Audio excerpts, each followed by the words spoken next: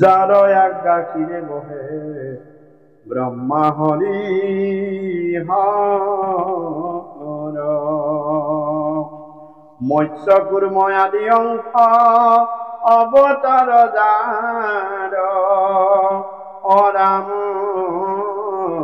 ঈশ্বর কৃষ্ণ কোটি কোটি নমস্কার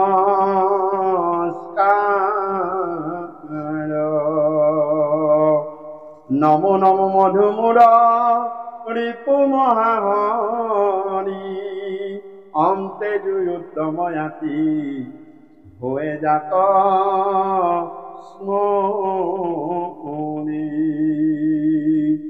সমস্ত জগত উদ্ধার যার নাম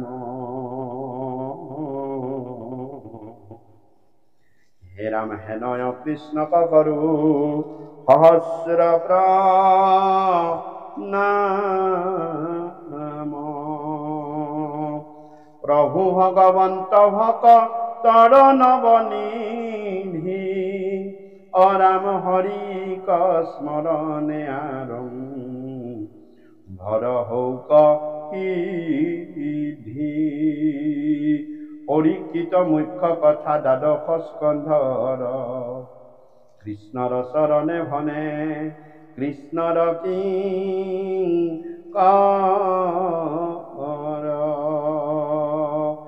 অথম স্কন্ধর পরা দ্বাদশ পর্যন্তে কহিলা রাজাত মহা মুনীন্দ্র মহন্তে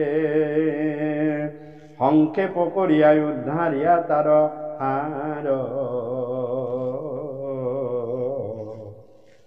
শঙ্করের শিলা কৃষ্ণ চরিত্র প্রয়ার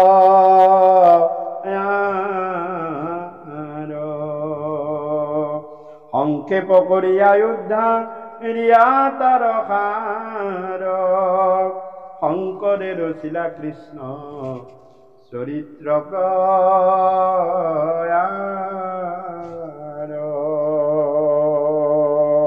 কৃষ্ণ জয়তে মোৰ দুজনাগুৰু দুখানি অভয় শিষণ স্মৰণ কৰি সেৱন কৰি বন্দন কৰি আজি এই পবিত্ৰ বাৰ পবিত্ৰখন পবিত্ৰ উদ্দেশ্যে বৈকুণ্ঠৰ পৰম পবিত্ৰ শ্ৰীমদ ভাগৱত শাস্ত্ৰ ইয়াতে ভগৱন্ত পুৰুষৰ ৬জন ভকত ১২জন বৈষ্ণৱ আৰু ১৪ বৈকুণ্ঠ পাৰিষদকে আমি হৃদয়ত মূৰ্তিমন্ত কৰি লৈ কায় মন বাক্যে খুচি শুদ্ধভাৱে গুৰুৰ দুখানি অভয় শিষণত শৰণ লৈ এই কৃষ্ণ কথা পাঠ বিশ্লেষণ আলাপ আলোচনা কৰা হৈছে। এই কাৰ্যলি বাবান্ধৱ মাতৃ সমস্ত শ্ৰীমদ ভাগৱত শাস্ত্ৰ কোনো যোগী তপী জ্ঞানী পণ্ডিতৰ কাৰণে নহয়। এই শাস্ত্ৰ হৈছে আমাৰ সংসাৰী লোকৰ কাৰণে, যে সংসাৰ ধৰ্ম পালন কৰি সংসাৰ ধৰ্ম সুচাৰুৰূপে চলাই নি ভালে কুশলে ভগৱন্তৰ পৰম কৃপাৰ পাত্ৰ হৈ কেনেদৰে সংসাৰী জীৱনটো সফল কৰিব পাৰি তাৰ প্ৰতিটো সূত্ৰই ভাগৱত শাস্ত্ৰত আছে। ভাগৱতত এনেকুৱা এটা চৰিত্ৰ নাই যি নেকি সংসাৰ বিমুখ। আপোনালোকে নাৰদৰ চৰিত্ৰ আছে, আপোনালোকে জানেনে? নাৰদে ৫০ গৰাকী বিয়া পাতিছিলে আগৰ জন্ম। ভাগৱতত এই কথা আছে, ৫০ গৰাকী পত্নী আছে। তেতিয়া মানে তেওঁ যেতিয়া ৰজা হৈছিল, পিছৰ জন্মত তেওঁ শেষ হ'ল বাৰু। গতিকেলৈ প্ৰতিটো চৰিত্ৰই সংসাৰী চৰিত্ৰ, আৰু এটা সংসাৰীৰ তৰিবৰ কাৰণে সুকে এই কথা বৈকুণ্ঠৰ পৰা পোনে পোনে আনি এই মৰতত অৰ্থাৎ মৃত্যু লোকত য'ত জন্মিলে মৰিব লাগে নীতি আছে ধৰা, তাত প্ৰচাৰ কৰিছে। মাজত ব্ৰহ্মলোকত বাধা দিছে, আমাক দিয়ক বুলি। দেৱলোকত কৈছে আমাক দিয়ক, স্বৰ্গলোকে কৈছে আমাক দিয়ক, পিতৃলোকে কৈছে আমাক দিয়ক অমৃত কথা। কিন্তু মোকে কাকো নিদি ভগৱন্তৰ আদেশ তুমি পৰীক্ষিতক শুনাবা।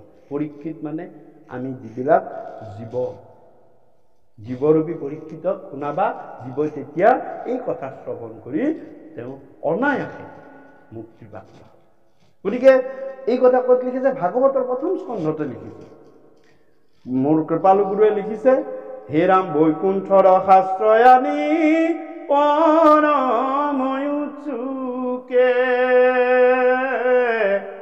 সংসাৰিক কৃপা কৰি প্ৰচাৰিলা সুকে। গতিকে সংসাৰিক কৃপা কৰি প্ৰচাৰিলা সুকে। আমি সকলোৱে ৰজা পৰীক্ষিতৰ নিচিনা সপ্তম দিনত 7 দিনৰ ভিতৰত আমাৰ মৃত্যু নিশ্চিত। এটা দিনত সপ্তাহটোত 7টা দিন আৰু 7টা দিনৰ ভিতৰতে ৰজা পৰীক্ষিত যেনেকৈ 7 দিনৰ ভিতৰত মৰিব লাগে, আমি 7 দিনৰ ভিতৰতে মৰিম। সোমৰ পৰা একেবাৰে দেওবাৰলৈকে 7টা দিনে আছে।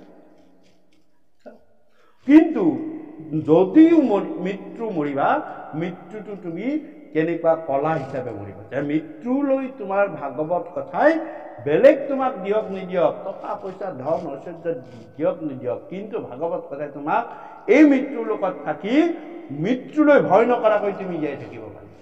আজিলৈকে বিজ্ঞানে যিমান উন্নতি নকৰক, মনৰ পৰা মৃত্যু ভয় আঁতৰাব পৰা কোনো টেবলেট আজিলৈকে উলিয়াব পৰা নাই। কোনো অপাৰেশ্যন কৰিব পৰা নাই যে মনৰ ভয়টো, মৃত্যুৰ ভয়টো গুচাই। সকলোৰে ডাঙৰকৈ কাঁহ এটা মাৰিলেও আমাৰ মৰিবলৈ ভয় লাগে। উজতি খালেও আমি মৰিম নেকি বুলি চিন্তা কৰোঁ, আৰু মৰাটো নিশ্চিত। ৰজা সেইটো কাৰণেতো ভাগৱত কথা শুনিছিল, মই চব সদায় যাতে মৰিব নালাগে, মই মৰণৰ পৰা বাচিব লাগে। তেতিয়া সুকে কৈছে ইয়াত মৰিবই লাগিব। কিন্তু হে ৰাজন, তুমি যদি কৃষ্ণ কথা, তুমি যদি এই বিষয়লৈ নমৰা, সৎপতাই যদি মৰিব নালাগে, হে ৰাজন তুমি কৃষ্ণ কথা শুনা। মই তোমাক ভাগৱত কথা কম। তোমাক ভগৱন্ত পুৰুষে এইবাৰ আৰু ব্ৰহ্ম সাপৰ পৰা ৰক্ষা নকৰে। মাতৃগৰ্ভত তোমাক ব্ৰহ্ম অস্ত্ৰৰ পৰা ৰক্ষা কৰিলে, উত্তৰাৰ গৰ্ভত, কিন্তু এতিয়া তোমাক আৰু নকৰে। তেতিয়া ৰজাই সুধিছে কিয় নকৰে? মই প্ৰস্তাৱন চমুকে কৈছোঁ, কিয় নকৰে? বোলে যুগ বেলেগ। মাতৃৰ গৰ্ভত থাকোঁতে তেতিয়া দাপৰ যুগ আছিল, তেতিয়া ভগৱন্তই তোমাক দেখা দিছিল শংখচক্ৰ গদা পদ্ম ধৰি। কাৰণ ভগৱন্ত পুৰুষ সেই সময়ত এই লীলা কৰি, নৰলীলা কৰি এই ধৰাধামত আছিল। কিন্তু তাৰ পৰা এতিয়া ইতিমধ্যে তোমাৰ 45 বছৰ পাৰ হ'ল, তোমাৰ বয়স এতিয়া 45 হ'ল। তোমাৰ যেতিয়া 30 বছৰ আছিল তেতিয়া দাপৰ যুগ শেষ হৈ গৈছিল। এতিয়া কলিযুগৰো 15 বছৰ গ'ল। কলিযুগত কাকো ভগৱন্ত পুৰুষে দেখা নিদিয়ে।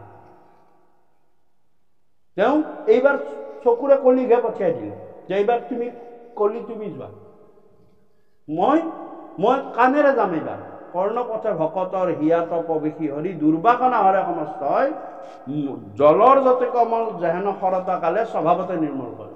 গতিকে কোনোবাই যদি ভগৱন্তক দেখা বুলি কৈছে তেতিয়া সেইটো মানসিক ভ্ৰম। ৰজা পৰীক্ষিতকে দেখা নিদিলে, যাক এবাৰ দেখা দিছে গৰ্ভত, কিন্তু তাৰে 45 বছৰ পিছত ৰজা পৰীক্ষিতক দেখা নিদিলে। দেখা নিদি সেই ভগৱন্ত পুৰুষে বৈকুণ্ঠৰ পৰা কৈ পঠিয়ালে শুকক যে শ্ৰৱণম কীৰ্তনম, এইবাৰ তুমি শুনিবলৈ দিয়া, একান্ত মনে মোৰ কথাখিনি শুনক। শুনাৰ লগে লগে মই হৃদয়ত গৈ তেওঁৰ মূৰ্তিমান হৈ যাম, আৰু হৈ গৈ তেওঁ যি যেনেকুৱা কৰে মোৰ সকলোখিনি কৰি। গতিকে কৃষ্ণ কথা একান্ত মনে শুনিলে বাকী একো কৰিব নালাগে। একান্ত মনে খালি কৃষ্ণ কথা কৈছে যে তুমি মোৰ লগত 24 ঘণ্টা থাকিব নালাগে। মোৰ কথা চিন্তা কৰি 1 ঘণ্টা মোৰ লগত থাকা, 24 ঘণ্টা, 23 ঘণ্টা তুমি সংসাৰ চিন্তা কৰা, সেই 1 ঘণ্টাই তোমাক তৰণৰ উপায় দিব। গতিকে ভগৱন্ত পুৰুষৰ ভাগৱত কথাই কি দিব পাৰে? তোমাৰ মনৰ পৰা মৃত্যু হয়তো আঁতৰাই দিব। এইখিনি শুদ্ধভাৱে কিন্তু শুনিব লাগিব। ৰজাকো কৈছে, হে ৰজা তুমি কিন্তু একান্ত মনে কথাখিনি শুনিবা। কিয়? যে একান্ত মনে তুমি নুশুনাৰ ফলত তোমাৰ মৃত্যু হয়তো থাকি যাব। থাকি যোৱাৰ ফলত বদনামটো হ'ব হৰিনামৰ। যে ৰজা পৰীক্ষিতেই তৰি নগ'ল, গতিকে মিছা কথা আমি ক'ৰ পৰা তৰিম? দুখটো কিন্তু হৰিনামৰ নহয়, দুখটো শ্ৰোতাগৰাকীৰে, তোমাৰহে। তুমি মনৰ পৰা সকলো ভয় আঁতৰাই দিয়া, তোমাক কৃষ্ণ কথাই লাহে লাহে। আৰু শেষত মহাৰাজ পৰীক্ষিতে নিজে স্বীকাৰ কৰিলে যে মই ভাগৱতত দুটা কথাই পালো গুৰু। একদম শেষৰ দিনা মধ্যৰাতি স্বীকাৰ কৰিছে। সুধিছে তুমি কি পালা ভাগৱতত? তেতিয়া ৰজাই কৈছে, হে গুৰু মই ভাগৱতত দুটাই বস্তু পালো। কি? ও অভয় ব্ৰহ্মক দেখাইলাই আপুনি, তাহাতে হইলো প্ৰবেশ, তক্ষক মৃত্যুক লাগি গুৰু মোৰ, নাহি ভয় লয়লে ক। হে গুৰু, আপুনি কৃষ্ণ কথাৰ মাজেৰে শুনি শুনি শুনি শুনি মই অভয় ব্ৰহ্মক মই দেখা পালো। আৰু এতিয়া মোৰ এনেকুৱা হৈছে যে মোৰ আৰু মৃত্যুলৈ মোৰ অলপো ভয় নাই। কি কৰিলে? একান্ত মনে কৃষ্ণ কথা শুনিলে। তেওঁ কোনো হোম তপ যাগ যজ্ঞ ব্ৰত একো কৰা নাছিল। একান্ত মনে কৃষ্ণ কথাখিনি শুনিছিল। শুনাৰ পৰা তেওঁৰ কি হ'ল, 7 দিন আগতে তেওঁ কৈছিলে যে মই সত্যতাই মৰিব লাগিব, মৰিবলৈ মোৰ ভয় লাগিছে। সেই পৰীক্ষিতে নিজে কৈছে এতিয়া মোৰ মৃত্যুলৈ ভয় নাই। ৰজা পৰীক্ষিতে ক'লে আৰু কি দেখিলা? যে ভগৱন্তৰ অভয় দুখানি চৰণ, যি দেখাৰ লগে লগে মনৰ পৰা ভয় আঁতৰি যায়, ভাগৱতৰ ভিতৰত আছে। অৰ্থাৎ ভাগৱত যেতিয়া শুনি থাকিবা আপোনাৰ হিয়াত ভগৱন্তৰ এই অভয় চৰণ অট'মেটিক আহি যায়। আপোনাৰ দুখ মায়া শোক সকলো আঁতৰি আঁতৰি আঁতৰি আপুনি আত্মানন্দত নিজানন্দে সদা সুখী হৈ যাব পাৰে। নিজানন্দে বেলেগৰ আনন্দ, বেলেগ বস্তুৱে আপোনাক আনন্দই দিব নোৱাৰে। নিজা স্বৰূপ আনন্দে সদা সুখী। যে ভগৱন্তৰ নামৰ এইটো এটা বাধা, তোমাৰ ভিতৰত আনন্দ তত্ত্ব উপাবন। জ্ঞানময় আনন্দ ৰসত মগন হ'বৰ কাৰণেহে ভকতসকলে ভাগৱত কথা শুনে। ভাগৱত কথা শুনিবলৈ, ভাগৱত কথা নাম প্ৰসংগ কৰিবলৈ মানুহবিলাকে ইমান হেঁপাহ কিয় আহে? ঘৰত কাৰ খাব লবৰ ববৰ নাই? ভগৱন্তৰ কিবা সকলো গৃহতে আছে, খাবলৈ ববলৈ কোনো নাহে। যে কিয় আহে তেতিয়াহ'লে? এই কথা কপিল ভগৱানে মাতৃদেৱ বহুতোক কৈছে, হে মা, এই কাৰণে মোৰ ওচৰলৈ ভকত বৈষ্ণৱ আহে মোৰ কথা শুনিবলৈ।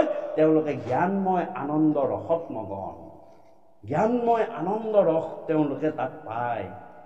এফালে জ্ঞান পায়, পৰম জ্ঞান, আৰু এফালে আনন্দ পায়, যি সংসাৰত কোনো বস্তুৱে দিব নোৱাৰে। এই আনন্দ ৰসত মগন হ'বৰ কাৰণে যেতিয়া মোৰ ওচৰলৈ আহে, সেইকাৰণে ভকতসকল মোৰ ওচৰলৈ আহে। যদি ভাগৱতে কি দিব পাৰে? জ্ঞানময় আনন্দ ৰস দিব পাৰে। কোনো বিষয় বাপ ধন অস্থাৱৰ বস্তু, মায়াময় বস্তু ভাগৱতে দিয়ে। আৰু ইয়াতো কথা হ'ল সৰ্বকামনাক লাগি কৃষ্ণক বজায়। তোমাৰ কামনা ভগৱন্ত পুৰুষে পূৰ্ণ কৰিব, এইটো ঠিক। কিন্তু এই অলপ আগতে বাপক কৈছোঁ যে ভগৱন্তই যিটো তোমাৰ যিটো মানে আমাৰ ক'ব গ'লে যিটো তোমাৰ মতে হৈছে, যিখিনি তোমাৰ মতে হৈ গৈছে, সেইখিনি ভগৱন্তৰ কৃপা মানা। সেয়া আমাৰ তোমাৰ কৃপাদে এইখিনি হৈছে, হ'ল। এইটো ভগৱন্তৰ কৃপা। আৰু যিখিনি নহ'ল, সেয়া ভগৱন্তৰ ইচ্ছাত তোমাৰ ভালৰ কাৰণে নহয়। ভগৱন্তে কৈছে নাই নাই, এইখিনি হ'ব দিব নোৱাৰি, অপকাৰ হ'ব, তেওঁ ক্ষতি হ'ব। আমি আমাৰ মতে ভাবি থাকো, ইছৰাম এইটোতো কাম হ'ব লাগিছিল, নহয়। কথাটো কৈছো, মই ইমান টকা পাব লাগিছিল, মই নাপালো কিয়? নহয়, ইমান টকা পালেই তোমাৰ লগত এসোপামান বেমাৰো যাব, তোমাক লাগিব নেকি? মই তোমাক সেইকাৰণে নিদিলো, তোমাক সুস্থ শৰীৰ, সুস্থ। কাৰণ তুমি যিমানে বেছি টকা পাবা, ভোগবিলাক খাই হৈ যাবা, নোখোৱাটো খাবা, খাওঁতে এসোপামান বেমাৰ যাব, দিনে দিনে তুমি টকাও যাব, তোমাৰ শৰীৰো যাব, দেহা তোমাৰ। সেইটো তোমাক মই নিদিওঁ। সেইখিনি ভগৱন্তৰ বিশ্বাস নহয়, এইখিনি এৰি দিয়ক। এতিয়া তোমাৰ যিটো আত্মসন্তুষ্টি, তাকে কয় আত্মসন্তুষ্টি। গীতা তাতেও কৈছে যে সুখতো দুখতো, পালেও মই তোমাকেই মাগিছো, নাপালেও মই তোমাকেই মাগিছো, আৰু সেয়া মোৰ সন্তুষ্টি।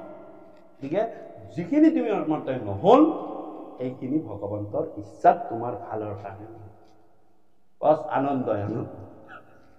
নিজে প্ৰেক্টিকেলি ব্যৱহাৰ কৰি চালে হ'ল কথা, হয় নে নহয় কথাটো? যদি দিয়া নাই ভগৱান, তুমি মোৰ ভালৰ কাৰণে যিটো দিছা তোমাৰ কৃপাহে, আমাৰ নহয়। যি ভগৱন্তৰ কৃপাত ছোৱালী 3জনী পাইছোঁ, ভগৱন্তৰ কৃপাত কোনো ধৰণৰ অসুৱা অশান্তি একো নাই, টেনশ্যন নাই, টেনশ্যন অলপো নাই আৰু সিহঁতে ভগৱন্তই চলাইছে, ময়ো ভগৱন্তক অৰ্পণ কৰিছোঁ নাই, এইখিনি কথা বাৰু যিয়ে নহওক। গতিকে আমি প্ৰত্যেকটো ভাল কাম য'তে সুকৃতি মানে কৃষ্ণক অৰ্পিব। গুৰুৱে কৈছে যিমান ভাল কাম হৈছে তোমাৰ দ্বাৰা হে প্ৰভু, তোমাৰ কাৰণে হৈছে, তোমাৰ কৃপাত হৈছে, তোমাৰ কৃপা নহ'লে মোৰ কাম। 1 নম্বৰ। আৰু 2 নম্বৰ, যিখিনি নহ'ল সেইখিনি ভগৱানৰ কাৰণে। এতিয়া মই আজি অনুষ্ঠানটো এইকাৰণে মই আলোচনাটো আৰম্ভ কৰিছোঁ যে আমি গৃহস্থ ধৰ্মৰ মানুহ, আমাৰ এই যে অনুষ্ঠানবিলাক ভকত বৈষ্ণৱৰ গৃহ শব্দটোৰ লগতেই ভগৱন্ত পুৰুষে সকলোখিনি সোমাই থৈ দিছে। গত, ৰিকাৰ আৰু হ। ৰিকাৰ অৰ্থে, ৰিকাৰডাল যে আছে সেই ৰিকাৰ অৰ্থে ঋণী। ৰিকাৰডাল গুচাই দিয়ক, থাকিলে কি? গ, গ মানে অহংকাৰ। অহংকাৰৰ ঋণী হৈ যাব আমি। আমাৰ যে ঋণী লাগি যায়, গৃহস্থবিলাক সকলোৱে অহংকাৰৰ ঋণী। কিহৰ ঋণী? যে যিদিনাৰ পৰা আপুনি প্ৰথম গোচটো মাৰিছে, খুঁটাটো পুতিছে, ঘৰটো বনাবলৈ, সেইদিনাৰ পৰা আপোনালোকে 2টা শব্দ ব্যৱহাৰ কৰিছে। এইটো যে মই আৰু মোৰ। এইটো মোৰ ঘৰ, এইটো মই থাকিম। মোৰ ঘৰটো অমুকত আছে, মোৰ ঘৰটো অমুকতকৈ ভাল, মোৰ ঘৰটো অমুকতকৈ বেয়া। মই ইমান টকা খৰচ কৰি পইচাটো ঘৰটোত ব্যৱহাৰ কৰিছোঁ। চাওক, এই মই আৰু মোৰ ভাৱটোক অহংমম ভাৱ বুলি কৈছে। মই আৰু মোৰ, এই অহংমম ভাৱটোৰ গহত, অহংকাৰৰ ভাৱটোৰ গহত মোৰ ঘৰ, মই থাকিম, এইটো অহংভাৱ। আমি সদায় ঋণী হৈ থাকোঁ, সদায় ঋণী। সেইটোতো আমি গুচাব নোৱাৰোঁ। গতিকে ভগৱন্ত পুৰুষে কৈছে যে তাৰ কথা, সংসাৰীসকল সেনেকে ঋণী। আৰু ময়ো যেতিয়া মনুষ্য লীলা লৈ, লীলা দেহ ধৰি দ্বাৰকাত থাকি ময়ো গৃহস্থী ধৰ্ম পালন কৰিছোঁ, সংসাৰ ধৰ্ম ময়ো যিহেতু পালন কৰিছোঁ, গতিকে ময়ো ঋণী। ভগৱন্তই কৈছে ময়ো ঋণী। গতিকে মই ঋণটো গুচাব লাগিব। অৰ্থাৎ মই ঋণটো গুচালেহে এই অহংমম, ময়ো কৈছোঁ দ্বাৰকা, ময়ো কৈছোঁ মোৰ লক্ষ্মী, মোৰ টকা পইচা, মোৰ সা সম্পত্তি, মোৰ গৃহ। গতিকে মই নিজে মোৰ এই ঋণৰ পৰা মুক্ত হোৱাটো দেখালেহে পিছত সংসাৰী লোকসকলে এই ঋণৰ পৰা মুক্ত হ'ব পাৰিব। এইবুলি মোৰ পৰমেশ্বৰ পৰম পুৰুষ প্ৰভু ভগৱন্তই এটা ডাঙৰ প্লেন কৰিলে, যি প্লেনৰ মুখ্য উদ্দেশ্যটো আপোনালোকে শেষত এইখিনিয়ে পাব। কিয় কৰিলে? তাৰ মাজেৰে কি দেখিলে? আমি গৃহস্থ ধৰ্মীসকলে কেনেকে গৃহখন সুখে শান্তিৰে কেনেকে আমি নিৰ্মলভাৱে পবিত্ৰভাৱে ৰাখিব পাৰোঁ, তাৰ আদৰ্শটো দেখা। ইয়াত ডাঙৰ কথা, ভাগৱতৰ একেবাৰে শেষত সুক মহামুনি মহাৰাজ পৰীক্ষিতে সুধিছে যে মোক এজন গৃহস্থ ধৰ্মী সংসাৰী লোকৰ কথা কওকচোন গুৰু। তেওঁলোকৰ কথা শুনিবলৈ মন হ'ল। তেতিয়া সুক মহামুনিয়ে সেই কথাখিনি ক'বলৈ যাওঁতে চকু পানী ওলাইছে। অমায়া সুখ, যাৰ কোনো মায়া নাই, সেই মায়াময় কথাখিনি ক'বলৈ যাওঁতে, ভকতৰ কথা ক'বলৈ যাওঁতে চকু পানী ওলাই গৈছে।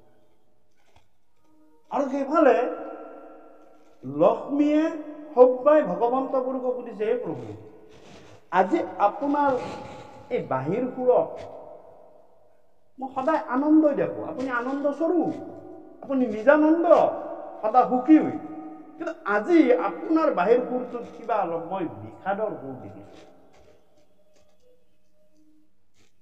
কিয় বা? তেতিয়া কৈছে, হে সভ্যা, মোক কেতিয়াও বিষাদে চুব নোৱাৰে। মই সদায় আনন্দৰে মোৰ সচ্চিদানন্দ বিগ্ৰহ মই বিৰাট মানে হৈছে সত্য সদা চিত জ্ঞান আৰু আনন্দৰ মই স্বৰূপ। কিন্তু মই কেতিয়াবা দুখ পাওঁ যদি ভকতৰ দুখ দেখে। আৰে আপুনি ভকতৰ দুখ দিয়ে, মোৰ আজি সুৰৰ বিষাদৰ চাহাৰ কাৰণ হৈছে মোৰ এজন ভকত। কোন ভকত? এই দেখিছানে উজ্জয়িনী নগৰত উদামা নামৰ ভকত আমাৰ গুৰুৱে লিখিলে দামোদৰ বিপ্ৰ দামোদৰ। আৰে আপোনাৰ ভকতৰ এনেকুৱা অৱস্থা, খাইবে কোন কিবা নাহিকে একোটা বস্ত্ৰহীন কৰিব। আপুনি মোক ইমান দিনে কিয় কোৱা নাই? ইমান আপুনি যদি মনত দুখ পাই আছে, মই একে ঘণ্টাত মই সমস্ত ঐশ্বৰ্য দিব নোৱাৰা। এই হওক বা নোৱাৰা কিয়? কৰ্ম ফল।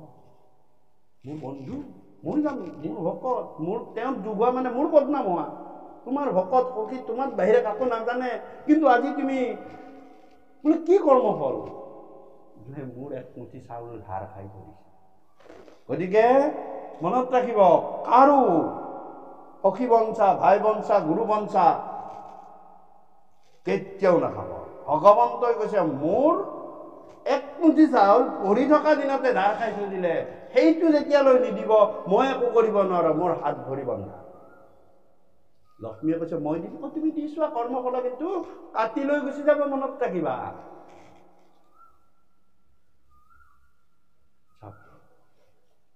প্লেনিং ক'ত আছে? মই প্ৰথম কথাখিনি মনত ৰাখিবা, কি কাৰণত গোটেই ঘটনাটো ঘটাইছে ভগৱান, তাৰ মাজেৰে কি দেখা।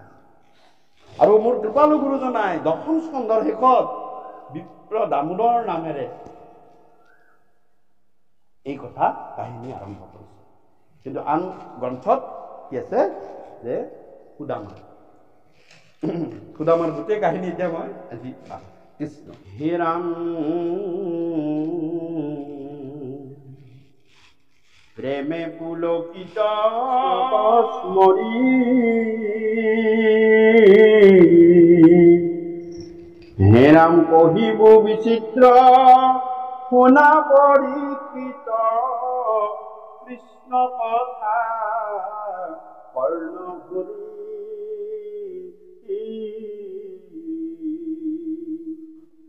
গোবিন্দৰ কথা আছিলন্ত এক, বিপ্ৰ নামে দামোদৰ,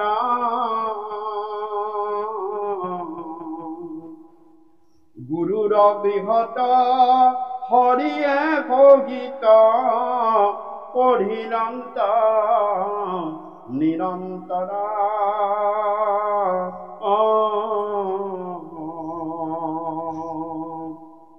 ইন্দ্ৰিয়ৰ সুখ বিষয়ৰ মত, হইলা বিপ্ৰ বীৰপতি,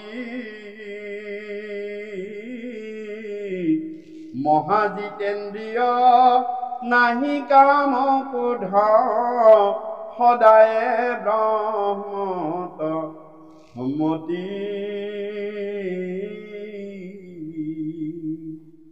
দৰিদ্ৰ ব্ৰাহ্মণ নাহি কিছু ধন,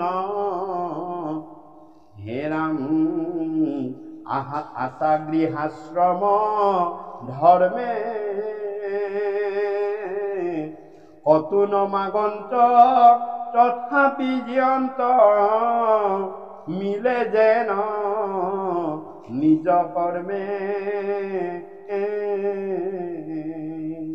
আনু বিপ্ৰগণে তন্ত্ৰ মন্ত্ৰ জানে, নানা দেৱ সেৱা কৰে, হে ৰাম ইন্দ্ৰিয়ৰ প্ৰিয় সুখক সাধন্তে, কৃষ্ণ সেৱা হৰি হৰে।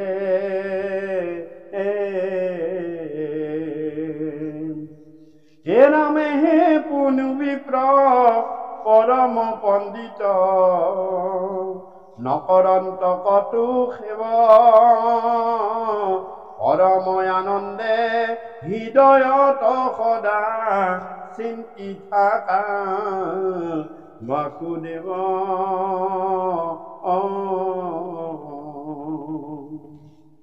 কুৎসিত বসন অঙ্গ পৰিধান নাহি পাতনে তো ধুতি তৈল তাম্বুল নাহি পৰিচয় মাটিতে কণ্ঠকুটি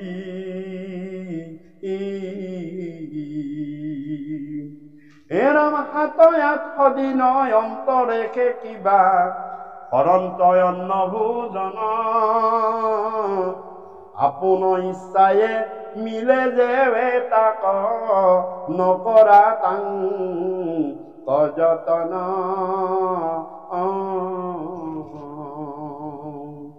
হেনয় দৰিদ্ৰ বিপ্ৰ দামোদৰ মহাদিজ ধৈৰ্য হাৰ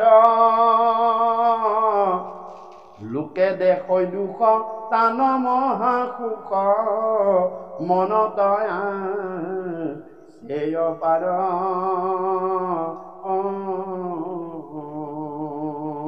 কৃষ্ণ। যে এই কথা আৰম্ভ কৰিছে মোৰ কৃপালু গুৰুৱে, যে বিপ্ৰৰ সেই কথা ক'বলৈ গৈ প্ৰেমে পুলকিত সজল নয়ন চকুত পানী আহি গৈছে চকুত, আৰু কৈছে হে ৰাজন, বিপ্ৰ নামৰ দামোদৰ নামৰ এজন বিপ্ৰ আছিল, যি মহামিত্ৰৱতী কৃষ্ণৰ লগত একেলগে পঢ়িছিল। তাত এটা কথা কৈছে যে ইন্দ্ৰিয়ৰ সুখ বিষয়ত মত্ত ভৈল বিপ্ৰ বিৰকতি, তেওঁ ইন্দ্ৰিয়ৰ সুখৰ প্ৰতি তেওঁ আসক্তি নাই। আৰু মহাজিতেন্দ্ৰিয়, তেওঁ ইন্দ্ৰিয়বিলাকক জয় কৰিছে। আমাক ইন্দ্ৰিয়বিলাকেইটো চলাই থাকে। তুমি মনক বশ কৰিবলৈ চেষ্টা কৰা, মনে যদি তোমাক চলাই, তোমাক কলৈ কেনে কি কৰিব ঠিকনা নাই, কিন্তু মনক তুমি চলাবলৈ চেষ্টা কৰা। যে মনক চলাব পাৰে তেওঁ ইন্দ্ৰিয়। মনক তুমি যদি মনৰ ৰছীডাল তুমি, সেইকাৰণে ভগৱন্ত পুৰুষে বাঘ জৰি ভগৱন্ত পুৰুষৰ হাতত থাকে। অৰ্জুনৰ বাঘ জৰিডাল লক্ষ্য, অৰ্জুন লক্ষ্যৰ প্ৰতি, আৰু বাঘ জৰিডাল ভগৱন্তই ৰাখিছে। অৰ্জুনৰ মনটো ৰথখন, শৰীৰটো ৰথ, মনটো ঘোঁৰাবিলাক, বাঘ জৰিডাল ভগৱন্ত পুৰুষৰ হাতত আছে কাৰণে অৰ্জুনৰ মন লক্ষ্য ভ্ৰষ্ট হোৱা নাই। যি লক্ষ্য কৰিছে এই লক্ষ্যত মাৰিছে। গতিকে মনটোক জয় কৰিব পৰাটোৱে আটাইতকৈ ডাঙৰ কথা। প্ৰহ্লাদেও কৈছে তুমি সকলোকে জয় কৰিছা, কিন্তু তুমি তোমাৰ নিজৰ মনটোকে জয় কৰিব পৰা নাই। তুমি কি বীৰ? যিনুনে দশ দিশা বুলি কয়, কিন্তু তুমি নিজৰ মনটোৱে তোমাৰ এতিয়ালৈ জয় কৰিব পৰা নাই, তুমি একো বীৰ নহয়। আৰু ইয়াতো কৈছে যে এই বিপ্ৰ মহাজিতেন্দ্ৰিয়, তেওঁ মনটোক জয় কৰিছে কাৰণে আনো বিপ্ৰগণে দৰিদ্ৰ ব্ৰাহ্মণ কিছু নাহি ধন, কতো নমাগন্ত তথাপি যন্ত্ৰ মিলে যেন নিজ কৰ্ম কৰিছো, যেতিয়া মিলিছে তাকে কৰিছো। কিছুমানে ইয়াতে কৈছে, কিছুমানে খাবৰ কাৰণে জীয়াই থাকে, আৰু কিছুমানে জীয়াই থাকিবলৈহে খায়। যে আমি জীয়াই থাকিবলৈহে খাব লাগে, খাবৰ কাৰণে জীয়াই থাকিব নালাগে। ভগৱন্ত পুৰুষে যিটো মিলাইছে সেয়া পৰম সন্তুষ্টি। হে প্ৰভু, তোমাৰ প্ৰসাদ হিচাপে গৈছে। এইখিনি খাই যদি জীয়াই থাকো, আমি আৰু বেছিকে কিয় প্ৰয়োজন আছে? সেইখিনিতো বেলেগে খাব পাৰিম। মোক শৰীৰটোৰ কাৰণে চলি থাকিবহে লাগে, মৰিব নালাগে। নেখালেও তোমাৰ অসুবিধা হ'ব, কিন্তু জীয়াই থাকিবলৈ যিখিনি পোৱা সেইখিনি সেইটো সাধু সন্তৰ, হয়নে? মনত ৰাখিব, মই এটা আপোনালোকক গৃহস্থ ধৰ্মীশ্লোক এটা কৰিছো যে উগাৰ মাৰি অন্ন লয় ৰাক্ষস ভোজন। উগাৰ অহাকে মানে ভিতৰত বায়ু থাকিবলৈও জেগা নাই, উগাৰতো গুচি আহিছে। মনত ৰাখিব, উগাৰ মাৰি অন্ন লয় ৰাক্ষস ভোজন। কেতিয়া উগাৰ অহালৈকে বাট চাই অন্ন নলবা। উদৰ পুৰাই অন্ন লয় সেইহে ৰাজন, পেট ভৰাই ৰজাইহে ভাত খায়। ৰজাইতো আৰু ভোকত নাথাকে, পেট ভৰাই খাব, সেইটো ৰাজন, সেইটো ৰজগুণৰ চিন। ভোক ৰাখি অন্ন লয় সন্ত সাধুজন, অকণমান খাব পাৰিম এৰি দিম হ'ব আৰু বিস্তৰ ভোজন কৰে দৰিদ্ৰ লক্ষণ খোৱাৰ দিনা সাপৰে কহিলে নোপোৱাৰ দিনাই বেলটো চুইলে বুজা নাই এইটো দৰিদ্ৰৰ মানুহৰ এইবিলাক গৃহস্থ ধৰ্মৰ কথা যি সন্ত সাধু তেওঁ এই অলপ খাব পাৰো মানে খালি কাৰণে বিস্তৰ ভোজন কৰে দৰিদ্ৰ গতিকে এইবিলাক মনত হ'ব আৰু মই ইমানটা সন্তুষ্ট ইয়াতো কৈছে যে আন বিপ্ৰগণে তন্ত্ৰ মন্ত্ৰ জানে এওঁ কিন্তু নাজানে এওঁ একমাত্ৰ বিষ্ণুকহে জানে বিষ্ণুৱে তেওঁৰ একমাত্ৰ দেৱতা বিষ্ণুৱে যি মিলাইছে তেওঁ কৈছে বিষ্ণুৱে যে কৃষ্ণ তাকো নাজানে একেলগে একেদিনাই কৃষ্ণও গৈছে সন্দীপনী মুনিৰ আশ্ৰমত পঢ়িবলৈ ৰথত বলভদ্ৰৰ দাদাকৰ লগত আৰু বিপ্ৰও ৰাস্তাৰ কিনাৰে কিনাৰে খোজকাঢ়ি গৈ আছে যাই থাকোঁতে বিষ্ণু স্মৰণ কৰি গৈ আছে শান্ত কৃষ্ণই ভাবিছে মোক দেখিয়ে মোৰ নামটো লৈ আছে নেকি একদিন নেকি বুজা নাই বহুতে প্ৰশাসন জয়ধ্বনি দিয়াৰ নিচিনা প্ৰশাসন যোৱাৰ পাছত আৰু একো নাই পৰীক্ষা চাম ৰথত পাৰ হৈ গুচি গ'ল ককাইকৰ লগত শুনি গৈছে বিষ্ণু স্মৰণ কৰি আছে আৰু পৰীক্ষা চালে মস্ত এডাল কাঁইট আহাৰ খোজতে থিয় কৰাই অসংখ্য কাঁইটডালত পৰি গ'ল নহয় বিষ্ণু স্মৰণ কৰি তৎক্ষণাত তাতেই বহি গ'ল এতিয়া বলভদ্ৰ কৈছে দাদা আপুনি ৰথত গুচি যাওক মোক আৰ্ত ভকত এজনে মাতিছে মই তৎক্ষণাত যাব এই বুলি ৰথৰ পৰা নামি দৌৰ মাৰি পালেগৈ তোমাৰ কি হ'ল মস্ত এডাল কাঁইট হ'ল সুধি দিয়া মই কাঁইটডাল উলিয়াই দিম মই উলিয়াই দিম তেতিয়া কৈছে নাই তুমি মোৰ কাঁইটডাল উলিয়াব নালাগে তুমি অলপ আগতে কৈছা নিশ্চয় কোনোবা তুমি ৰজাৰ ল'ৰা মই দৰিদ্ৰ ব্ৰাহ্মণ মই কিবাকে যাব পাৰিলে হ'ল মই মোৰ এই ফাটা চিটা ভৰিখন তুমি চুই মোক সেই নকৰিবা সেই নহয় তুমি মোক দিয়া তুমি বিপ্ৰ মই ক্ষত্ৰিয়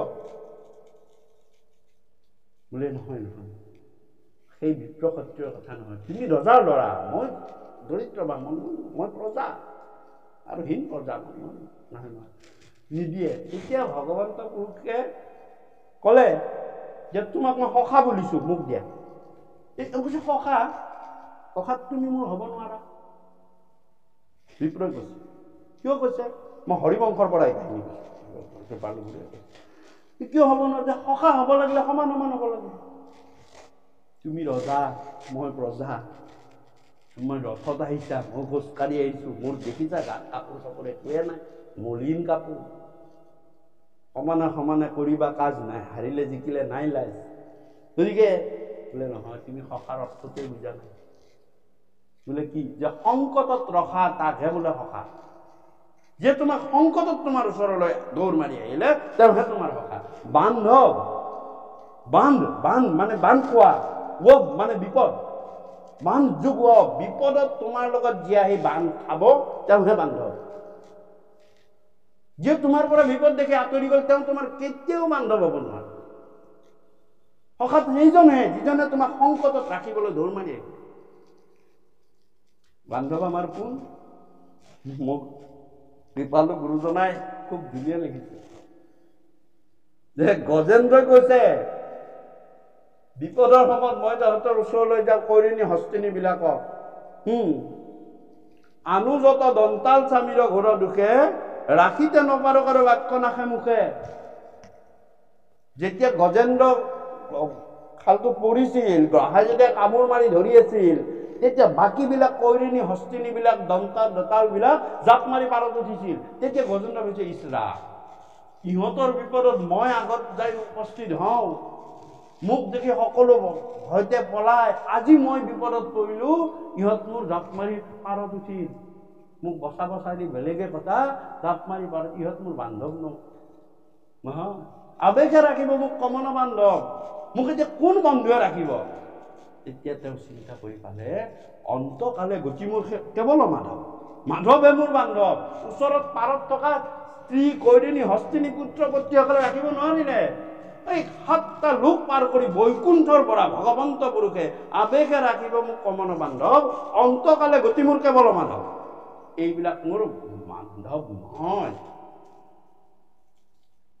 কোন বান্ধৱ? যে মাধৱে মোৰ বান্ধৱ। সেইকাৰণে মহাপুৰুষ গুৰু মাধৱ গুৰুজনাই ভাগৱত তাৎপৰ্যত লিখিছে, অ মাধৱ বান্ধৱ উদ্ধাৰা বাপ, কতনো সহিব সংসাৰ তাপ। হে মাধৱ, তুমিও মোৰ বান্ধৱ। বাকীবিলাকে চব দেখোন বিপদ কিন্তু পলাই, তুমি কিন্তু নপলা, তুমি ওচৰ চাপি আহা। এই বুলি কি কৰিলে? কুন্দে মাৰি পদ্মপদ ওপৰকত লুলি গজেন্দ্ৰ শৰণ লৈলে তাহি হৰি বুলি। তাহি হৰি বুলি তেওঁ শৰণ ললে। শুনি শীঘ্ৰে চলি তুমি গৰুড়ৰ স্কন্ধে, ভকতক ৰাখিবা কাষিলে প্ৰবন্ধে। প্ৰবন্ধে আহিছে, নিজে পেট্ৰল ভৰাই আহিছে। প্ৰবন্ধ মানে কি? যা যোগাৰখিনি গোটেই কৰা, প্ৰবন্ধ কৰা। আজি বাপজনে এইটো অনুষ্ঠানৰ প্ৰবন্ধ কৰিছে। প্ৰবন্ধ মানে সকলোখিনি যা যোগাৰ কৰা। প্ৰবন্ধ তাকে গোটোৱা। লিখনিটোত প্ৰবন্ধ গোটেইখিনি সমল আনি গোটেই এটা সাৰাংশ উলিয়াই নিলো, সেইটো প্ৰবন্ধ হয়।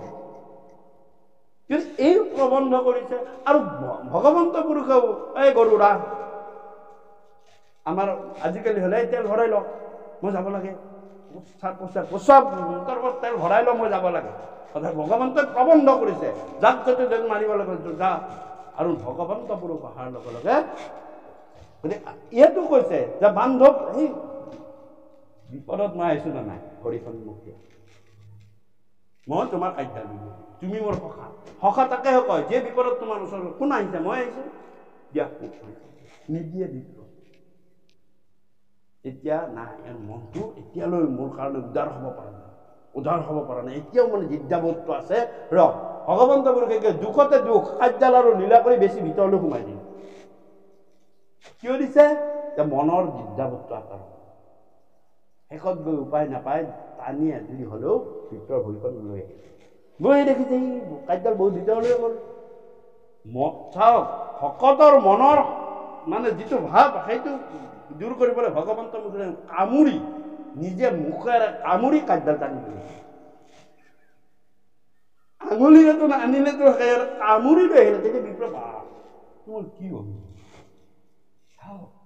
কেনেকুৱা বন্ধু? সেই কৃষ্ণই এটা দিনত কি হ'ল যে সন্দীপনী মুনিয়ে কথা পাতি গৈ আছে, মুখস্থ লৈ গৈ আছে, বিপ্ৰৰ পাদত পৰিল যে অমুক ব্লেজৰ অমুক শ্লোকটো মুখস্থ দিয়া। এতিয়া না ভগৱন্তৰ লীলা চবখিনি কৰাই ৰাখিছে, চব মানে বহুত আমি নভাবিলে ভগৱন্তই ভাবে। তুমি পাহৰি গ'ল। সন্দীপনী মুনি খং উঠিলে, যদি তুমি নোৱাৰা তুমি চাই দিয়া, তাৰমানে শাস্তি পাব। আমাৰ যেনেকে থিয় কৰাই থয় সেনেকুৱা চিষ্টেম, তুমি চাই দিয়া। তাৰ পৰা ভগৱন্তৰ কৃষ্ণৰ পানী, ভগৱন্ত আগবাঢ়ি গৈছে যে কৃষ্ণ তুমি কোৱা। এতিয়া ভগৱন্তই ভাবিছে, সখীয়ে নোৱাৰিলে, সখীকতো মই পাহৰাই দিলো, গতিকে মই এটা কাম কৰো, চোৰ সৰহ হওক কিলৰ তাকৰ হ'ব। গতিকে এটা কাম কৰা যাওক যে ভগৱন্ত কৰিলে গুৰু ময়ো পাহৰিলো।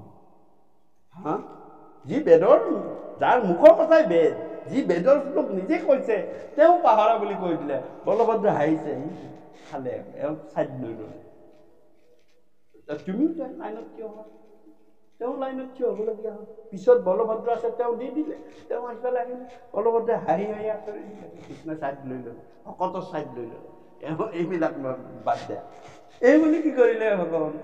তেতিয়া সন্দীপনী মুনিয়ে ক'লে, ৰবা তোমালোকে শাস্তি হলা, আজি যোৱা, গুৰু মাতৃয়ে ঘৰত যি কাম আছে আজি তাকে কৰিব লাগে শাস্তি। দুইটা গৈ কৃষ্ণই কৈছে, মাতৃ আজি গৃহত কি কাম আছে কৰিব দিয়ক, আজি আমাৰ শাস্তিৰ দিন, আমি যি কৰিব লাগে তাকে বোলে। মই চব কামেই কৰি থৈ দিছো, কিন্তু বতৰটো বহুত দিন বেয়া, তোমালোকে পাৰিলে মোক 2 কোচা শুকান খৰি আনি দিয়া, এই বুলি কলে। কওঁতে কৃষ্ণই কলে, ৰব ৰবা তোমাৰ যাবা, এই ভৰ দুপৰীয়াখন যাবা, তাতে গৈ ভোক লাগিব নহয়, চাওঁ দিয়াচোন তোমালোকৰ আচলখিনি দিয়া, মই তোমালোকক দুইমুঠি খাবলৈ শুকান চাউল চিৰা দিওঁ, তাতে ভোক লাগিলে খাবা। কৃষ্ণক আৰু মানে এই হে মাতৃ মোৰ আচলখন ফটা, ইয়াত নধৰে, ইয়াত বেয়া হ'ব, এই মোৰ সখীৰ আচলখন ঠিক আছে, আপুনি তাতে দিয়কচোন।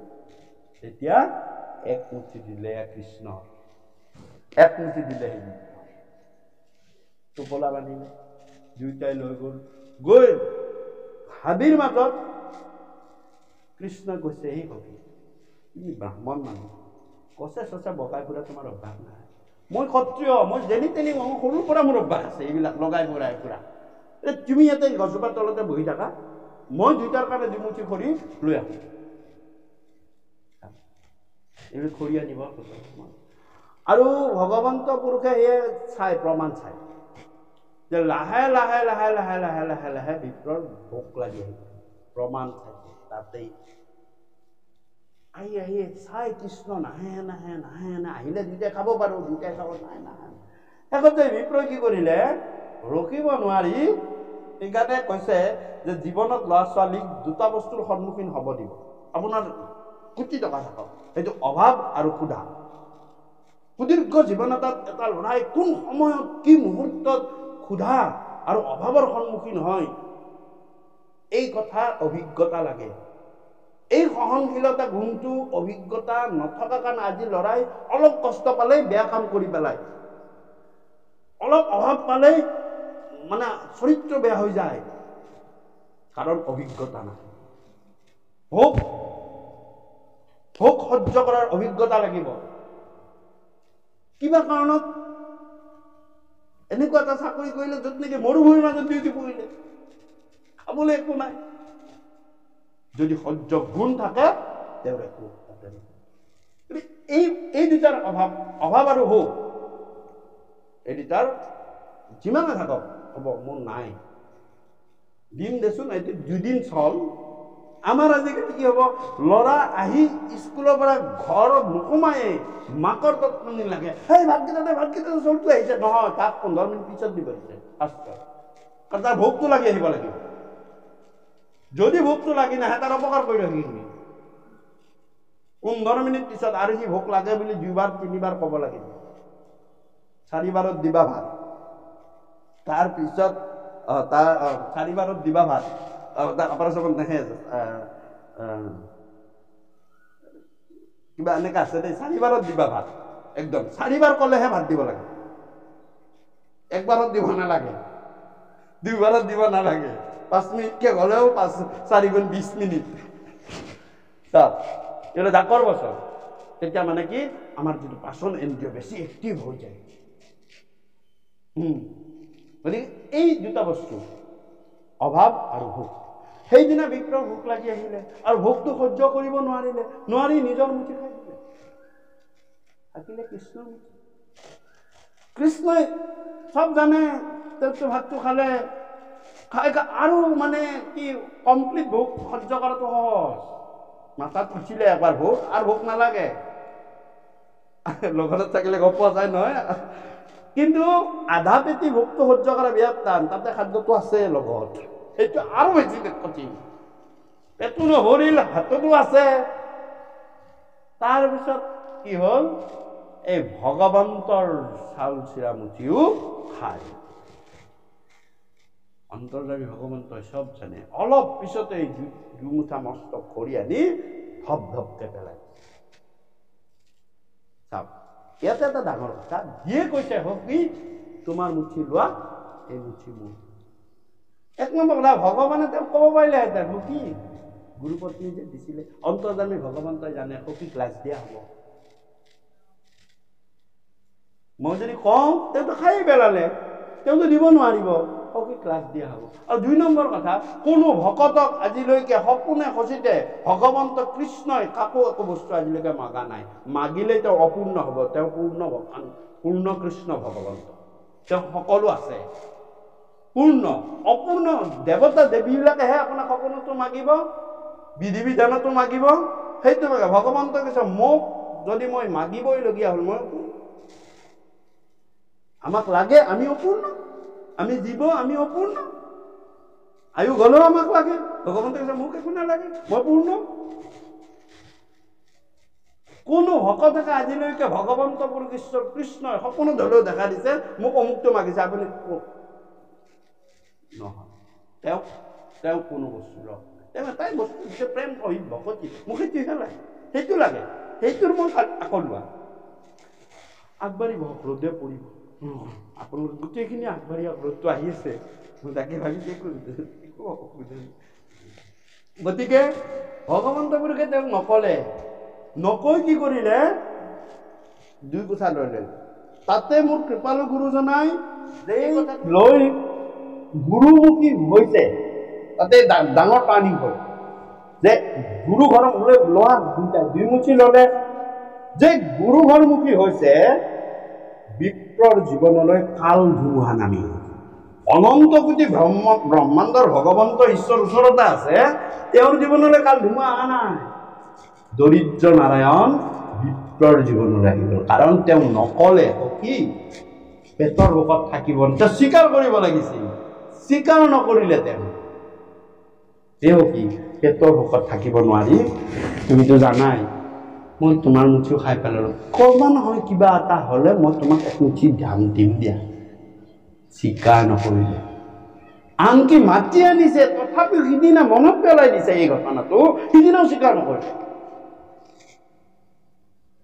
যদি স্বীকাৰ কৰে মই দিম, ভগৱন্তই উভয় নদীকে তেওঁক দিব পাৰে। আৰু শেষত গৈ তেওঁলোকে পাব কাহিনী কাঢ়ি আনিবলগীয়া হ'ল। ইমান কাঢ়ি আনিহে তেওঁৰ ঋণটো মুক্ত হ'ল, তেওঁ দিয়া নাই, কাঢ়ি আনিছে।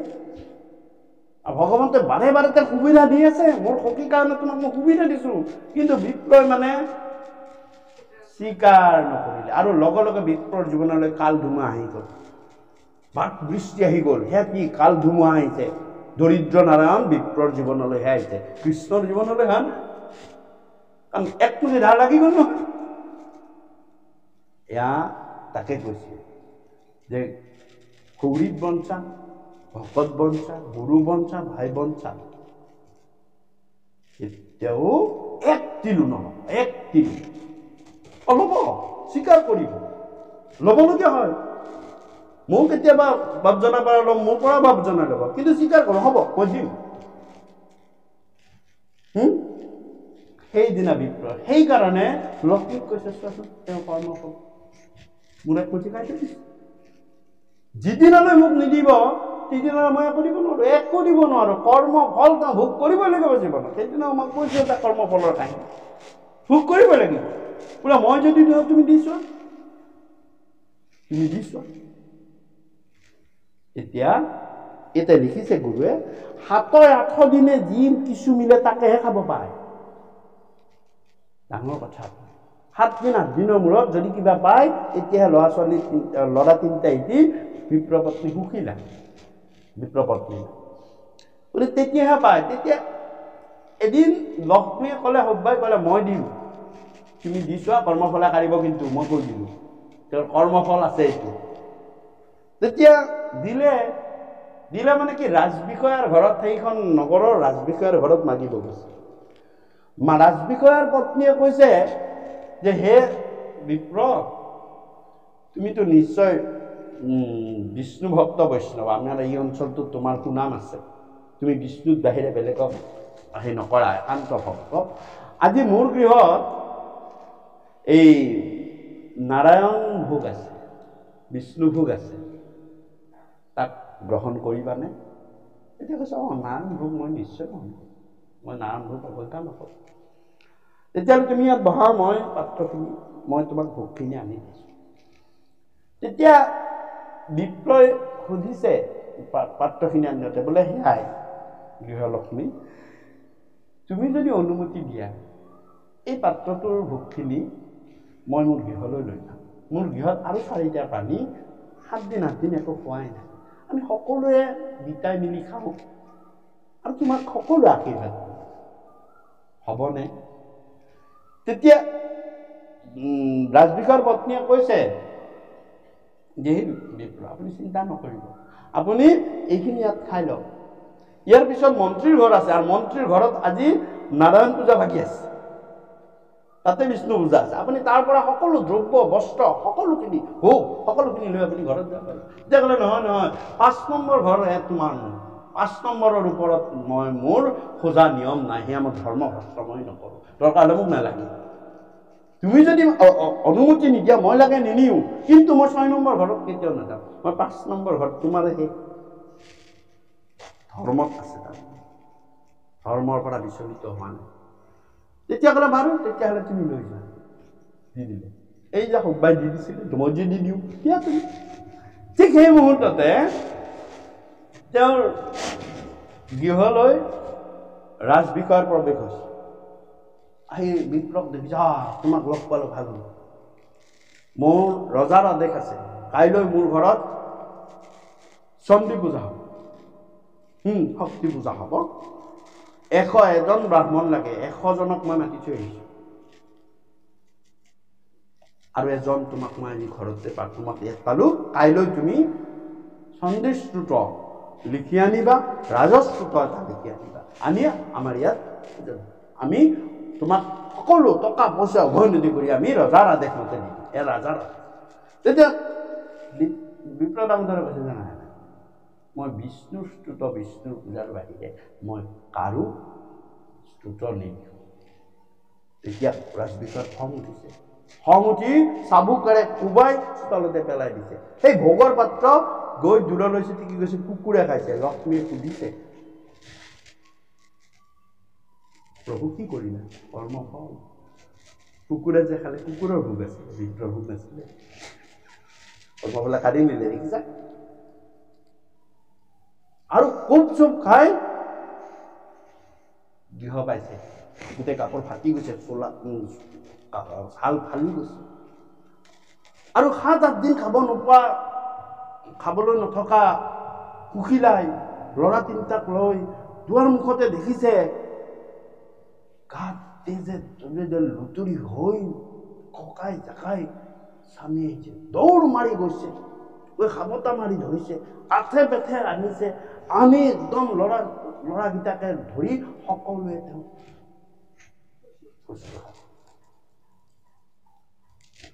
সব ভগৱন্তৰ কথা কৃপা। শুশ্ৰূষা কৰি থকাৰ কিছু সময় পিছতেই বিপ্ৰৰ বন্ধু এজনে আহি সেই যে মন্ত্ৰীৰ গৃহত যে পূজা আছিলে, ভোগে বস্তুৱে টকাই পইচাই বস্ত্ৰই সকলো আনি বুজাই, দামোদৰ সেই গোদামা আজি তুমি কিয় নগলা? মন্ত্ৰীয়ে বিচাৰিছিলে এই অঞ্চলটোত তুমি একমাত্ৰ বৈষ্ণৱ ব্ৰাহ্মণ, তুমি আজি মন্ত্ৰীৰ ঘৰত কিয় নগলা? কিন্তু নগলা নাই বাৰু, তোমাক এই দ্ৰব্যখিনি সকলো দিব। তেতিয়া ভগৱানৰ দ্ৰব্য, ভগৱানৰ প্ৰসাদ ভোগটো ঘৰতে মিলিছে, গোটেই পৰিয়ালে মিলি খাইছে। তেতিয়া সবাই সুধিছে, এই প্ৰভু আপোনাক কিনি দিছে? তাত আপুনি কাঢ়িলে, ইয়াত আনি দিলে, তাতে দিয়া হ'লে পোককেইটা নাখালেহেঁতেন। কৈছে নহয়, হয়বা কৰ্মফল বিপ্ৰৰ কৰ্মফল ভোগ কৰিব লাগিব, চিৰন্তন, মই হাত সাৰিব নোৱাৰো। তেতিয়াহ'লে ইয়াত এই যে ইয়াত ভোগটো যে গৃহত পালে, গৃহতে পালে, কিয় পালে জানা? নাজানো। যে বিপ্ৰ অহাৰ লগে লগেই তেওঁৰ পত্নীয়ে যে মুখৰ ফালে নেচাই, হাতৰ ফালে নেচাই, কি আনিছে কি নাই, দৌৰ মাৰি গৈ অত্ৰিক স্বামীক দেৱতাক স্বামী গুৰুক সাৱটি ধৰি আনি সেৱা শুশ্ৰূষা কৰি দিব ধৰিলে। পুত্ৰই যেতিয়া সেৱা শুশ্ৰূষা কৰিব ধৰিলে, সেই কৰ্মফলৰ ভোগে, বিপ্ৰ পত্নী সুশীলাৰ কৰ্মফলৰ ভোগে নিজৰ গৃহতে আনি ভোগ বিলালে। এই ভোগ বিপ্ৰৰ নহয়, বিপ্ৰ পত্নী সুশীলাৰ স্বামী ভক্তিৰ ভোগ। গতিকে স্বামীক যদি ভক্তি কৰে আই মাতৃসকলে, গৃহতে ভগৱন্ত পুৰুষে ভোগ মিলে। তুমি ভোগ বিচাৰি বাহিৰত যাব নোৱাৰে, গ'লে তোমাক ভগৱন্ত পুৰুষে, স্বামীক যদি অৱজ্ঞা কৰি আহিছা, তোমাক ভগৱন্ত পুৰুষে সৈতে ভোগ নিমিলাই, সুখ নিমিলাই, সুনাম নিমিলাই, বদনাম মিলাব, অসুখ মিলাব, অশান্তি মিলাব, যদি স্বামী আৰু যদি স্বামী গুৰুক সন্তুষ্ট কৰি গৃহতেই তুমি সেৱা কৰিব পাৰিছা, সমস্ত ত্ৰৈলোক্যৰ ভোগ আনি তোমাৰ ঘৰত মিলাব। এইদিনা কি আনিছে কি নানিছে সেইবিলাক চোৱা নাই, দৌৰ মাৰি গৈ স্বামীৰ এই অৱস্থা।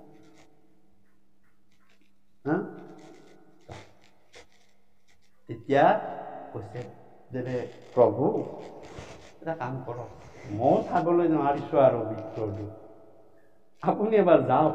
এটা আছে এইটো কথা, আপুনি এবাৰ যাওক। ক'লো বোলে এই বিপ্ৰৰ ঘৰ মোক কৈ থৈ আহক, এক কেজি চাউল যায়। নাই নাই নাই, মই খুজি মই কাম কৰা নাই। বোলে আপুনি এইভাগে যাব নালাগে বাৰু, কৃষ্ণ হয় ভেকচন ধৰিতো যাব পাৰিব। তেতিয়া কৈছে নহয়, মই ভেকচন ধৰিও মই বেলেগক ঠগিব পাৰোঁ, কিন্তু মোৰ ভকতক ঠগিব নোৱাৰোঁ। হে লক্ষ্মী, লক্ষ্মীত কহন্ত কৃষ্ণ কৃপা, মই ভকতেকে মোৰ জানা ৰহস্য জানো। ভকতৰ ওচৰত মই যাদু দেখাব নোৱাৰোঁ, ভকতে মোৰ যাদুখিনি আগতে জানে। যাদু জানে ভকতে, মই এই 7 মাইল অন্তৰতে গম পাব যে কৃষ্ণ আহিছে। মই যি বেশতেই নাযাওঁ, কিন্তু তেওঁৰ পত্নীয়ে নোৱাৰে। গতিকে মই পত্নী থকা সময়ত যাব পাৰোঁ, আৰু পত্নীৰ যুগেৰেহে মই তেওঁক মোৰ ৰাস্তালৈ আনিম, কাৰণ পত্নীয়ে মোৰ একো কৰা নাই। অৰ্থাৎ ভগৱত চিন্তাটো যদি আইগৰাকীয়ে বাপজনৰ মাথাত সোমাই দিয়ে, ভগৱন্ত পুৰুষৰ তাত তৎক্ষণাত কানেকশ্যন হৈ যায়, তৎক্ষণাত ভগৱন্ত হৈ যায়। ভগৱন্তৰ উপায় সেইটোৱেই। বিপ্ৰতালৈ যাব নোৱাৰে, বিপ্ৰ কৰ্মৰ ফলত বন্দী। তেতিয়া ভগৱন্ত পুৰুষে বিপ্ৰৰ বেশ লৈ, এটা ভিক্ষুকৰ বেশ লৈ কলৈ গৈছে? বিপ্ৰৰ ঘৰলৈ গৈছে। বিপ্ৰৰ ঘৰলৈ গৈ কৈছে, আৰু এনেকুৱা সময়ত গৈছে বিপ্ৰ মাগিবলৈ ওলাই গৈছে। কিয়? 1 নম্বৰ কথা, বিপ্ৰ নাই, বিপ্ৰই মোক চিনি নাপায়, বিপ্ৰ পত্নীয়ে মোক চিনি নাপায়। বিপ্ৰ থকা হলে মোক চিনি পালেহেঁতেন, মোৰ সখা এয়া, কৃষ্ণ এয়া। সেইকাৰণে জাম্বুবন্তই ভৰিৰ তলখন দেখিয়ে গম পাইছে এয়া মোৰ শ্ৰীৰামচন্দ্ৰ। 1 যুগ আগৰ শ্ৰীৰামচন্দ্ৰই জাম্বুবন্তই কৃষ্ণ জন্মত শ্যামন্ত মুনিৰ সময়ত গম পাই গৈছিল। জন্ম বদলিলে প্ৰভুৰ শ্ৰীৰামচন্দ্ৰৰ জাম্বৱন্ত, 3টা যুগত আহি কৃষ্ণ হ'ল, আৰু সেই জাম্বৱন্তৰ হাতত শ্যামন্ত মুনি গ'ল। ভগৱন্ত পুৰুষে শ্যামন্ত মুনি বিচাৰি গ'ল। প্ৰথমতে সামান্য মনুষ্য বুলি মহাকুদে কৈলাসজনে আমাৰ নিচিনা সামান্য মনুষ্য বুলি ভাবি আছিল। আমাৰ সামান্য মনুষ্য হবৰ কাৰণে 24টা তত্ত্ব লাগিব। এই 24 তত্ত্ব নহলে মনুষ্যই নহয়। পঞ্চভূত, 5টা ভূত, তৃতীয় পদেশ মনুত বম, পঞ্চ কৰ্মেন্দ্ৰিয়, পঞ্চ জ্ঞানেন্দ্ৰিয়, পঞ্চ তন্মাত্ৰ, প্ৰকৃতি, অহংকাৰ, প্ৰকৃতি অহংকাৰ মহত্ব, আৰু প্ৰকৃতি অহংকাৰ মহত্ব আৰু মন, এই 24। এই 24 তত্ত্ব নহলে মনুষ্য হব নোৱাৰে। কিন্তু আপুনি মই মনুষ্য, আমি মনুষ্য, মহাপুৰুষ গুৰুজনাতো মনুষ্য। এতিয়া আমি কি একে বুলি কম নেকি? নকওঁ। কিয় নকওঁ? আপোনালোকে উদাহৰণটোতে গম পাব। এখন স্কুলৰ ছাত্ৰ সকলো মনুষ্য, শিক্ষকজনো মনুষ্য, দুইটা সমান নেকি? কিয় বেছি? তেওঁলোকৰ লগত জ্ঞান তত্ত্ব, নাম তত্ত্ব থাকে। সেইকাৰণে মহাপুৰুষ গুৰুজনা আমাৰ নিচিনা মনুষ্য নহয়। অৰ্থাৎ গুৰুত 26 তত্ত্ব। কিমান? 26 তত্ত্ব গুৰু। যিয়ে 26 তত্ত্ব আহৰণ কৰিব পাৰে, মনুষ্য হিচাপে জন্ম ল'ব পাৰে। আমাৰ নিচিনাই জন্ম লৈছে। আহিন মাহৰ শুক্লা দশমী তিথিত আমাৰ নিচিনাই জন্ম লৈছে, কিন্তু তেওঁ আৰু আমাতকৈ 24তকৈ 2 আৰু বেছি। সেইকাৰণে তেওঁ 26 তত্ত্বৰ হৈছে। 26 তত্ত্বত গুৰু তত্ত্ব, আৰু 28 তত্ত্বত পৰমেশ্বৰ তত্ত্ব, পৰম গুৰু তত্ত্ব। সেইকাৰণে মাধৱ মহাপুৰুষে কৈছে যে ত্ৰিভুৱন বন্দন দৈৱকী নন্দন যো হৰি মাৰ লকংক জগজন কাৰণ দেৱনয়ন শংকৰ তাকেৰি অংশহে পৰম গুৰুৰ অংশ 26। আৰু যদি 2 তত্ত্ব হৈ যায় তেতিয়াহ'লে তেওঁ পৰম গুৰু। 28 আৰু জাম্বুবন্ত ভাবিছিলে সামান্য মনুষ্য 24 তত্ত্ব 24 দিন যুদ্ধ কৰাৰ পাছত ই মোৰ তাত হাৰিব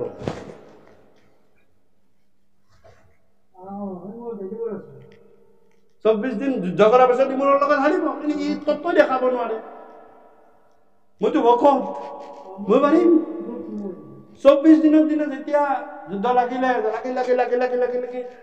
24 দিন গুচি গ'ল 25 দিনত একো হোৱা নাই অকণমান বলচল বেছি আছে 26 দিন বাদে গুৰুতত্ত্ব কাৰণ একে সমানত যুঁজি আছে গুৰুতত্ত্ব কাহু বলে নহয় কি ন কোনো ফালৰ পৰা কি হৈ যোৱা নাই মোৰ লগত যুঁজন্ত 28 দিন 28 দিন যুঁজিলে সেইকাৰণে 28 তত্ত্ব আৰু ভগৱন্ত পুৰুষে এক দিনত এক তত্ত্বকে দেখাই 28 দিনত 28 তত্ত্ব দেখাই দিলে তেতিয়া জানিলো আগে নিচিনিলো এবেকে জানিলো তেন্তে তুমি চিনিলা মই প্ৰথমতে সামান্য মনুষ্য বুলি মহাপুৰুষে গৰিলা জানি নজানি প্ৰভাৱতী লগাই লিখা হতাহতি আৰু শেষতকে সেই জাম্বুবন্তই কি ক'লে যে জানিলো তোমাক জগতৰ ঈশ্বৰ তুমি সনাতন হৰি সমস্ত ভূতৰ তুমি প্ৰাণবল জগতকে আছা ধৰি স্ৰষ্টাৰ সদস্তা তুমি সৰ্বদস্তা উদ্ধাৰি ধৰিলা ভূমি জীৱৰ নিয়ন্তা পৰম আত্মা মৃত্যুৰ অন্তক তুমি জানিলো তোমাক সেই ৰঘুনাথ যিটো ইষ্টদেৱ মোৰ সীতাৰ সন্তাপে জগতৰ বাপে কৰিলা ভয়ানহু আগে নিচিনিলো অবেশে জানিলো তেন্তে তুমি চিনিৰাম অজ্ঞানী কমুকৰ প্ৰভুক আমি পচৰণে কৰোঁ 28 দিনৰ মূৰত তেওঁ গম পালে পৰমেশ্বৰ মোৰ প্ৰভু শ্ৰীৰাম আৰু পৰমেশ্বৰ মানে মই এজনকে চিনি পাম হৈছে প্ৰভু শ্ৰীৰামচন্দ্ৰ